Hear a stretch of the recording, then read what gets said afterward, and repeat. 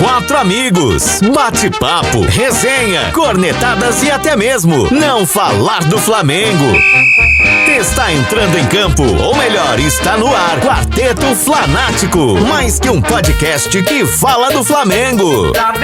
Saudações rubro-negras, e em tempos de pandemia do coronavírus, o podcast do Quarteto Flanático tem que sair de qualquer jeito, né? Então a gente faz de casa, continuamos em home office. De casa mais uma vez os meninos participando, eu aqui no estúdio, é o Quarteto Flanático Home Office. Isso mesmo, eu sou o Dedeco DJ, junto com o Valdinho Favato, mais uma vez, recebendo Elielton e Vitor Boquinha. E nada de jogos, nada de previsão de retorno das competições, nenhum cenário favorável ainda traçado para os próximos capítulos. Então, as férias dos jogadores iriam acabar hoje, mas foram avisados que continuam até o final do mês e o retorno está previsto para maio. Dizem que o Mister também está a caminho do Brasil nessa mesma data, no início de maio. Será que vai ser isso mesmo?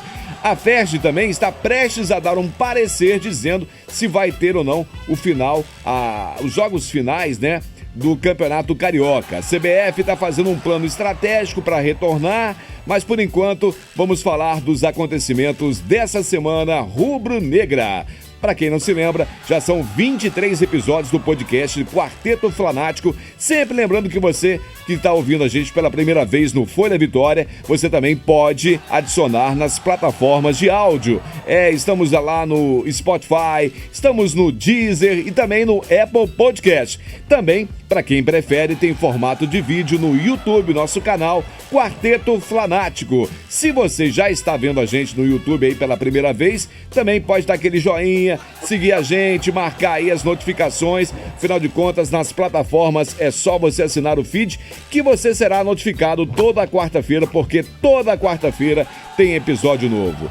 E o nosso primeiro assunto que iremos debater hoje não poderia ser diferente. É o mesmo assunto do último podcast. Finanças no Mengão. Finanças, dinheiro, prestação que está atrasada, patrocinadora que não cumpriu com a grana que estava devendo ao Flamengo. Então, Favato, saudações rubro-negras. O Flamengo recorreu a um empréstimo de 40 milhões de reais, segundo eles, para poder ter um fluxo de caixa.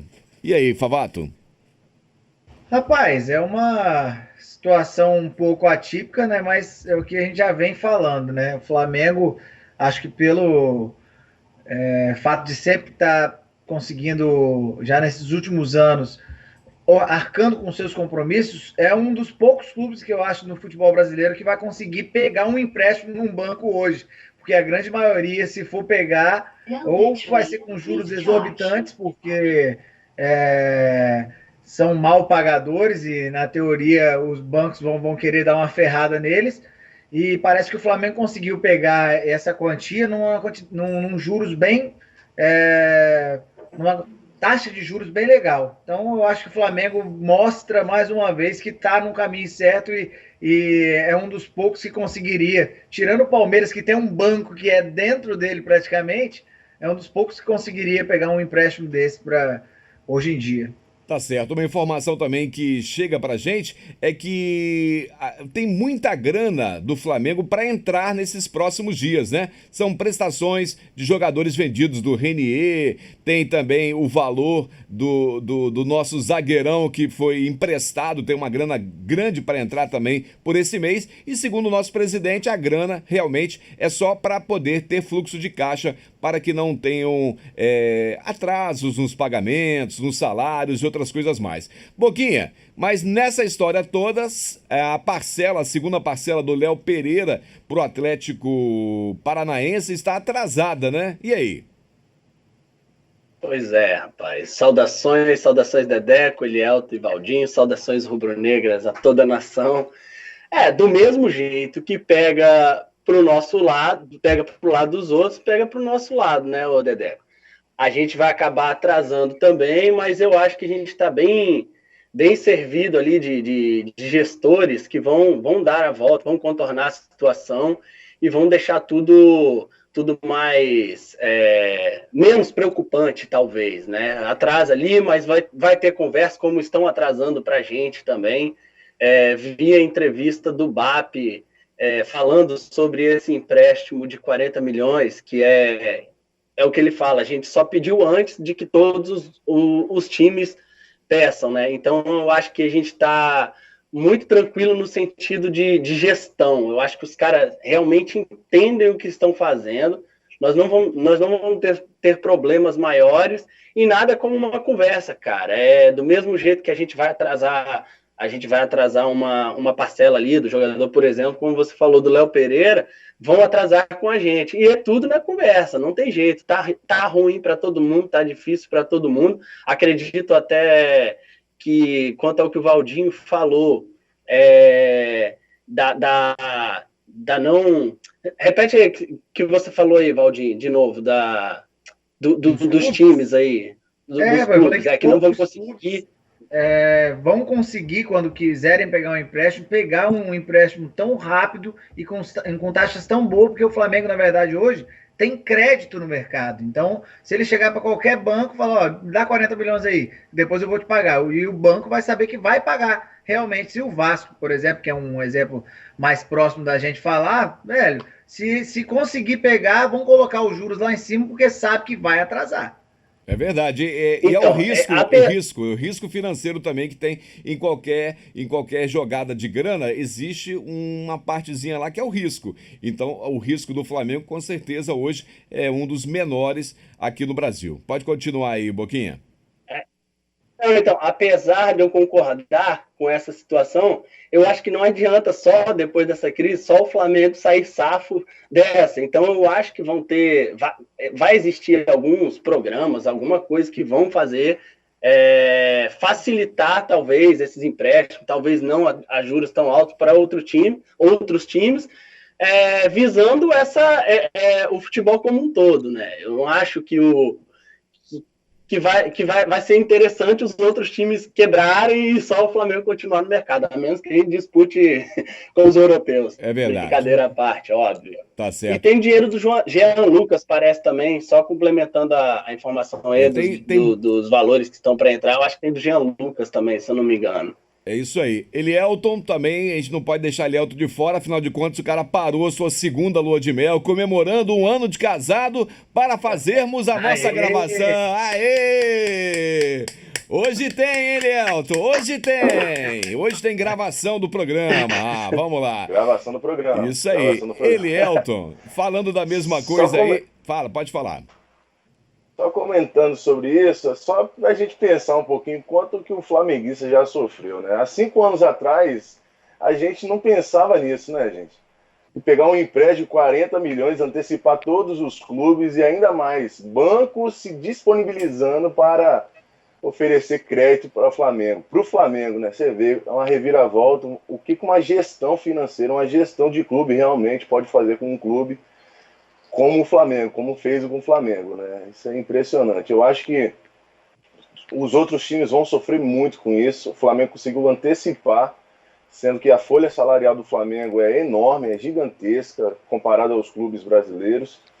O Flamengo conseguiu antecipar isso e eu acho que o Flamengo vai sobressair de novo quando essa crise toda acabar. E aí você vai ver que alguns times que tentaram crédito não conseguiram, alguns outros times vão tentar crédito para repor dinheiro que eles estavam precisando antes da pandemia e o Flamengo conseguiu antecipar isso e a gestão financeira do Flamengo está de parabéns. Pois é, Elielton, o Náutico, por exemplo, é um clube que não tem tanta grana, não tem tanto crédito e precisa muito de dinheiro de venda de jogador, né? E o Flamengo também atrasou aí a prestação do jogador, o atacante Thiago. Seria a segunda parcela do atacante. E, segundo a mídia aí, esse dinheiro serviria para pelo menos pagar 2 meses da folha do Náutico. E aí? Você vê com a importância do Flamengo também para o cenário brasileiro.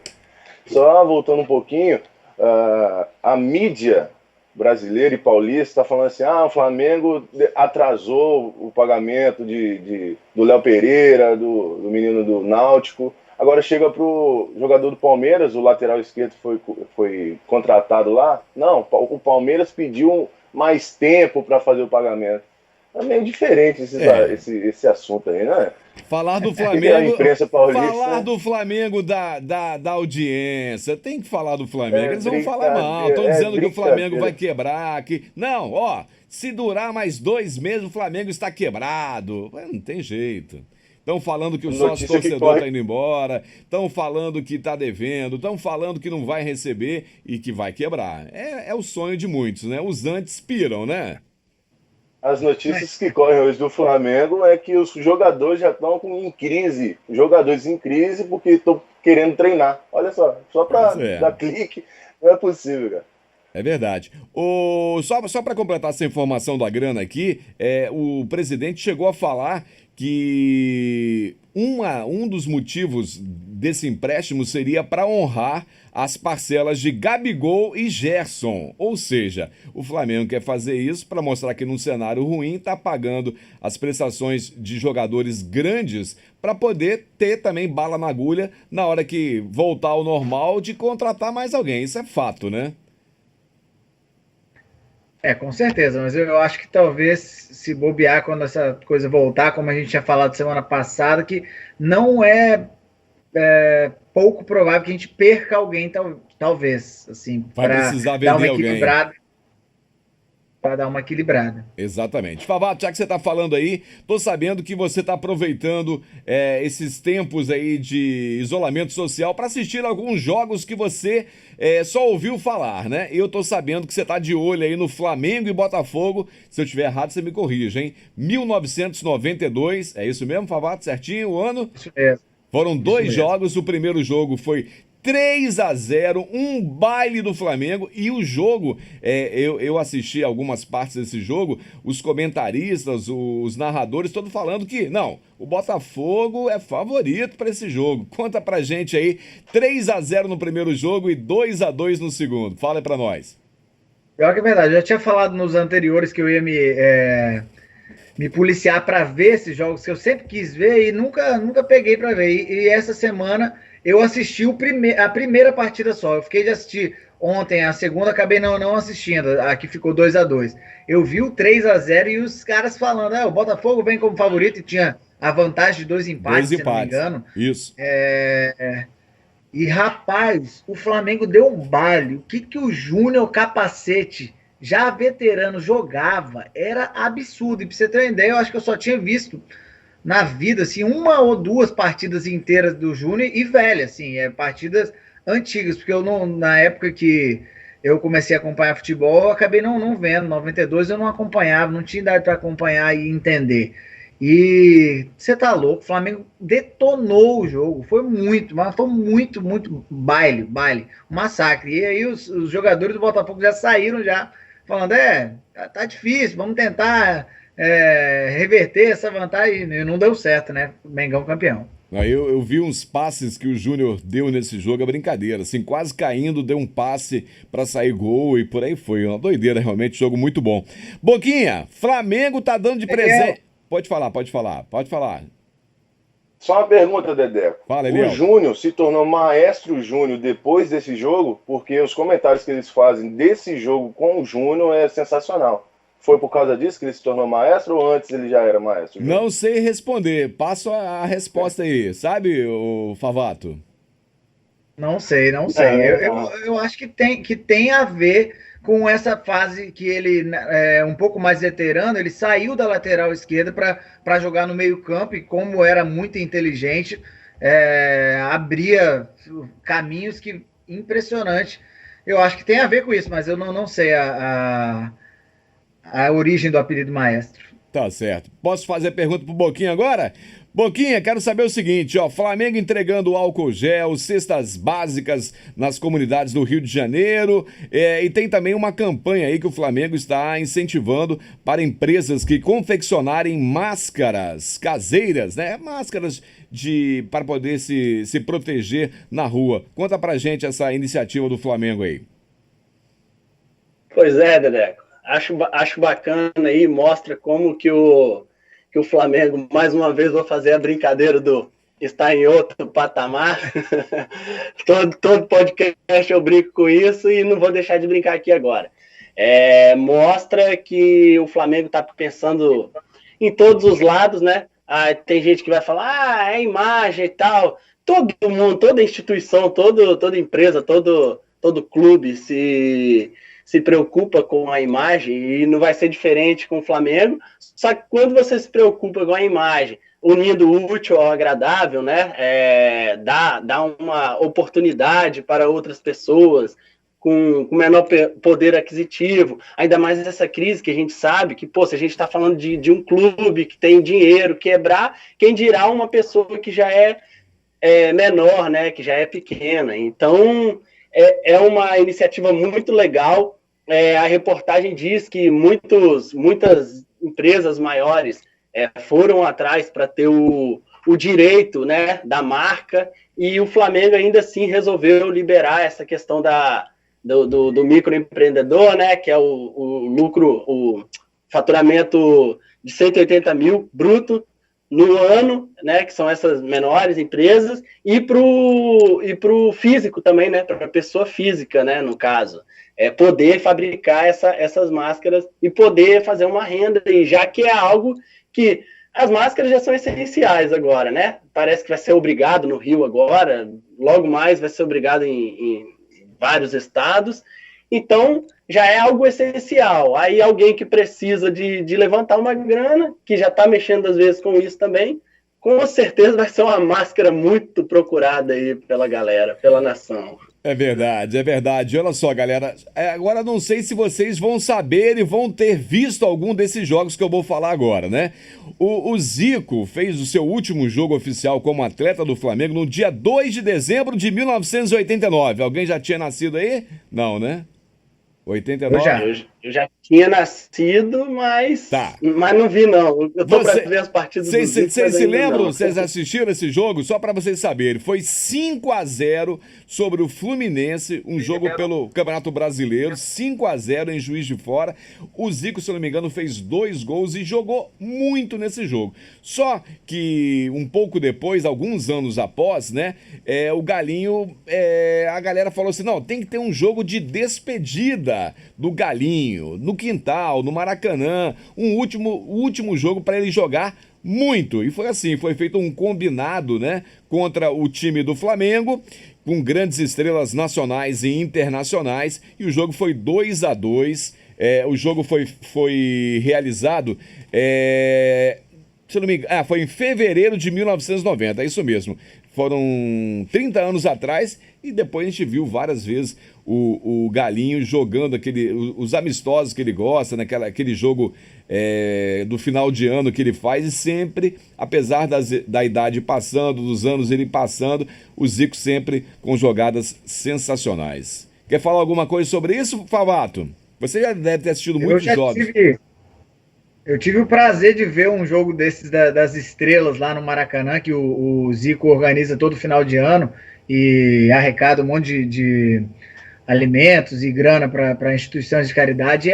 O velhinho joga a bola ainda, véio, com os joelhos fodidos, porque ele mesmo fala que os joelhos dele são muito lascados de toda a carreira dele. Agora ele já tem 60 e poucos anos, aí é gordinho, e eu já vi uma partida no Maracanã, dessa dele jogando, e uma partida aqui no Kleber Andrade, que o Sávio fez um jogo amistoso, convidou ele, o Zico e o Romário para vir jogar. O Galinho meteu 2 golaços, cara, e o Romário fez 1, se não me engano, nessas partidas beneficentes também, daqui, dos que o Sávio faz para o autismo aqui no Espírito Santo.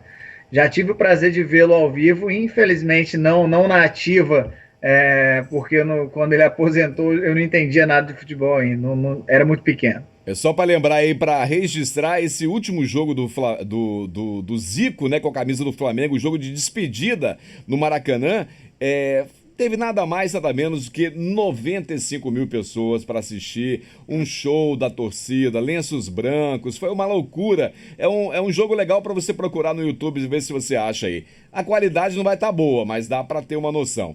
Moçada, é o seguinte, vou deixar agora um assunto aqui, começando pelo Boquinha e o Elielton, e depois eu e o Favato vamos falar sobre, que foi uma live que o Bandeira de Melo, nosso ex-presidente, fez essa semana e teve uma afirmação lá que soou muito mal, né? Que foi: se eu fosse presidente ainda do Flamengo, o incêndio do Ninho do Urubu não teria acontecido. O que você acha disso, Boquinha?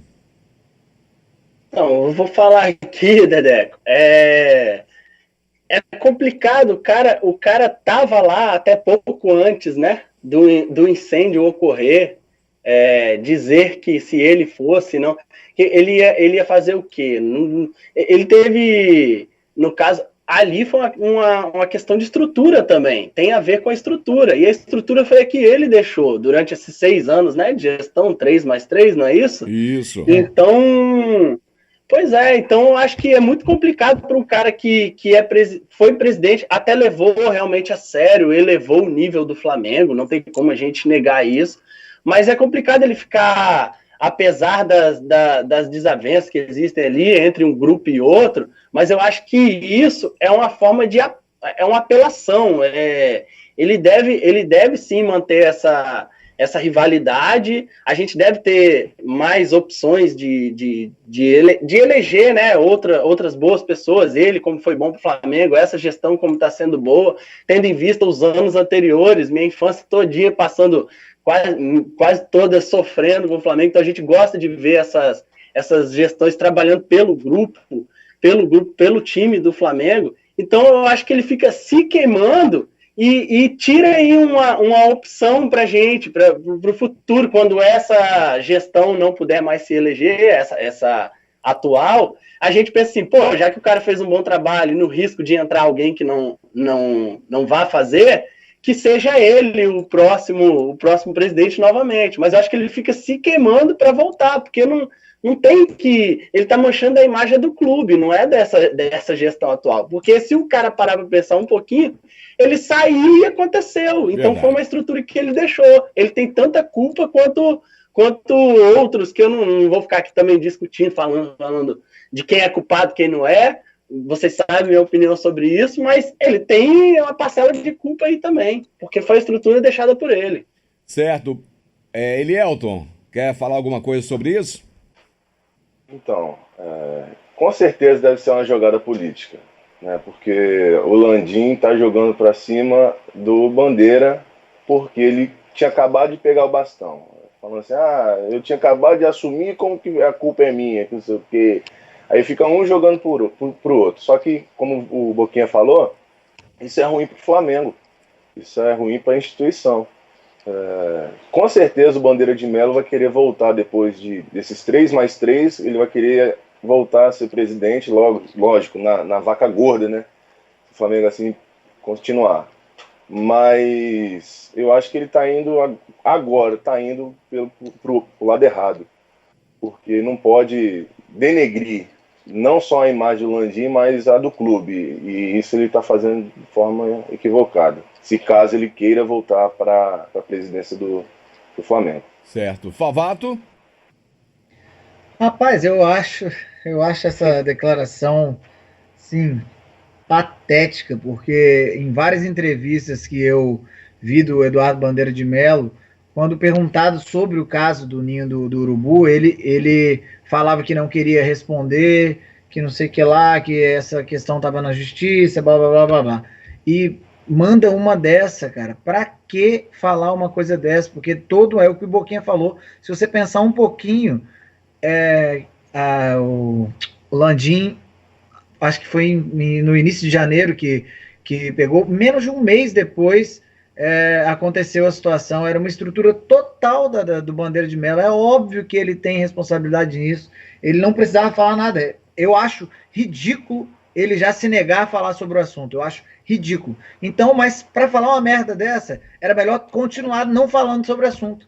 Porque se queima à toa, queima o Flamengo, porque já é uma situação que queima, o clube já está queimado com isso, porque o Flamengo lida muito mal com isso, inclusive a diretoria atual tem total responsabilidade como se lida hoje com isso, porque lidam muito mal. A entrevista que ele deu para a Flá TV lá é ridícula, só com perguntas que eles queriam responder. Ele tem que chegar e falar, para mim o Flamengo tinha que dar o exemplo, né, nisso daí. A justiça falou que tem que pagar 2 milhões, eu vou pagar 5 e foda-se. E resolve a situação de uma maneira exemplar, porque a imagem do clube isso daí é algo incalculável. A gente nem sabe onde é que isso vai dar ainda. Verdade. Favato, continuando com você aqui, a gente vai fazer um encerramento hoje um pouquinho diferente. Já que a gente não está podendo fazer o nosso bolão, a gente não está podendo fazer outros quadros do podcast, eu vou fazer um bate-pronto para vocês. É assim, ó, é uma pergunta entre dois jogadores, qual que você prefere, e você diz assim, prefiro tal e por que tal. Beleza? Fechado para os 4? Tipo aquele para o ímpar, você exatamente. escolhe quem, né? Isso, então vamos lá. Começando com você, Favato, uma que eu sei qual a resposta, mas eu quero saber a sua afirmação e o motivo da sua escolha. Você escolheria Pet no seu time ideal, lógico, Pet ou Arrascaeta? Cara, eu passei isso no grupo hoje, falei com vocês sobre isso, é algo, me dói o coração, mas eu escolheria o Pet, porque eu acompanhei a carreira do Pet inteira, praticamente, desde quando ele chegou aqui no Brasil e começou a arrebentar. E eu acho ele um jogador mais incisivo do que o Arrascaeta, mais decisivo do que o Arrascaeta. Parte mais para cima, a bola parada dele, tanto escanteio quanto a falta de qualquer lugar, era muito perigosa. Só que o Arrascaeta, para mim, na história do Flamengo, talvez já tenha até passado o Pet pelos títulos, a importância dos títulos que ele conseguiu, que foi Libertadores e Brasileiro, e o Pet deu alguns cariocas e brasileiro, né? Só que como jogador, hoje eu escolheria o Pet, apesar de achar que o Arrascaeta ainda tem bastante tempo de carreira e pode se tornar maior do que o Pet. E ele pode evoluir para ser mais decisivo, que realmente é o que falta para o Arrascaeta. Pode. Exato. Boquinha, uma fácil para você, hein? Bruno Henrique ou Sávio? Eu vou de Bruno Henrique, cara. Eu sempre fui muito fã de Sávio, da minha época de criança e tal. Gosto muito dele. Capixaba, né? Mas eu vou de Bruno Henrique, cara. Posso responder o anterior também? Eu vou de Arrascaeta. Só para empatar. Foram os cara que fizeram a jogada da Libertadores que eu vi, cara. Então, não adianta, eu vou... É o único não, né? É um dos motivos para escolher. Eu poderia escolher um ou outro e teria motivos, Sávio, BH, Arrascaeta, Pet, todos me deram motivo. Pô, aquele gol de falta do Pet lá, rapaz, contra o Vasco, que alegria foi aquela. Mas é Libertadores, cara. Eu estava no jogo naquele gol do Pet, por sinal. Estava lá no Maracanã. Elielto, uma pergunta fácil pra você. Adriano ou Gabigol? Pronto, pra acabar. Fácil? Facílima. Rapaz, eu acho que dos três essa é a pior. Rapaz. Você é o aniversariante, por isso. Caraca. Eu vou de Gabigol. Gabigol. Porque eu tô falando aqui no podcast já tem tempo que depois de Zico, pra mim é Gabigol. Vitinho, Boquinha, fala pra gente aí. Prefere Adriano ou Gabigol? Gabigol, fechou a jogada da Libertadores. Comentei, foi mal. E você, Favato? Eu não vou comentar, não, mas essa eu vou ser polêmica. Eu vou de Adriano. A de Adriano, tá certo. Então, faz sentido. Faz sentido. Não, eu acho também qualquer uma das duas escolhas ali, mas lembre-se que Adriano já era, né? E Gabigol tem muito tempo ainda pela frente, se Deus quiser. Galera, obrigado. É o mesmo caso do Arrascaeta. É o mesmo caso do Arrascaeta. A história que tá por vir ainda a gente não sabe como será, né? Então, lembrando a galera que você pode ouvir os podcasts anteriores para se divertir, para recordar, para ver os nossos bolões, ouvir ou ver, e também nas nossas plataformas digitais que estamos presentes, o Spotify, Deezer e Apple Podcast. Se você preferir, pode procurar no Instagram e também no YouTube, @Quarteto Flanático. Obrigado a todos que ouviram até o final mais um podcast. Lembrando que toda quarta-feira, né, nas plataformas, você ouve um podcast novo e também no YouTube tem vídeo novo pra galera. Considerações finais, queria mais uma vez dar os parabéns aí pro Elielto, né? Parabéns aí, agradeça a Dona Maria por ter liberado você por alguns minutos para a gravação e muitas felicidades para você e para todos vocês. Galera, considerações finais aí, querem mandar recado para alguém? Não, só mandar um abraço para a galera que está escutando a gente aí. Novamente torcer para que isso volte logo, pelo menos, como a gente tinha comentado também no passado, bem provável que vá voltar com portões fechados, mas que o quanto antes e preservando a saúde de todo mundo, que dê tudo certo, que o nosso Mengão volte para a gente pelo menos conseguir assistir na TV, e um abraço para todo mundo aí. Tá certo. Para fechar, Boquinha? Para mim aqui, eu vou mandar os parabéns pro nosso amigo Elielto aí também, né? Que seja o primeiro de muitos anos de casado. Já que semana passada a gente esqueceu de dar os parabéns pro pai dele, né? É verdade. Parabéns pro pai dele. É isso aí. E a mesma ideia, os cuidados continuam. É aquela minha indicação de sempre. Os cuidados continuam, não paremos e torçamos para voltar tudo. Tá certo, galera. Obrigado mais uma vez por mais um podcast do Quarteto Flanático e até a próxima. Saudações rubro-negras. Muita satisfação estar aqui mais uma vez em mais um podcast. Valeu!